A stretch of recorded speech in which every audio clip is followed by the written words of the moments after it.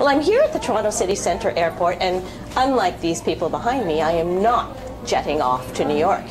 But 11 councillors from City Hall are jetting off, well, to wonderful Saskatoon next week for the annual conference of the Federation of Canadian Municipalities. Yes, like swallows returning to Capistrano every year, at least a dozen councillors, and it will be a dozen before the date is up, jet off to some sort of Canadian location for the Federation of Canadian Municipalities Conference. This year, it's expected that the cost to taxpayers will be at least $30,000. I've never understood why so many need to go. We never see a report after, and I always call it a schmooze fest.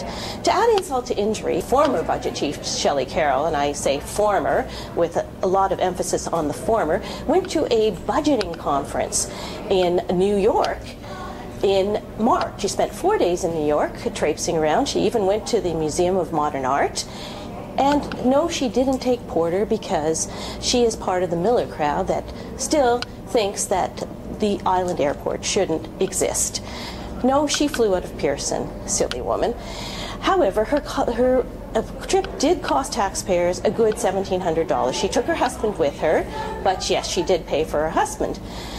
And Gloria Lindsay-Levy, another councillor, is in Portland, Oregon, as we speak, at a Livable Cities conference. And evidently, she thinks she's an academic, and she delivered a paper to that conference. That should set taxpayers back another $2,000. Finally, a councillor, Michael Thompson, was in Belize last week, hobnobbing with Caribbean officials for the Federation of Canadian Municipalities. I don't understand why, with all of Toronto's problems, these councillors need to traipse off to various and sundry locations. They should solve the problems at City Hall first. For the Toronto Sun, I'm Sue Ann Levy.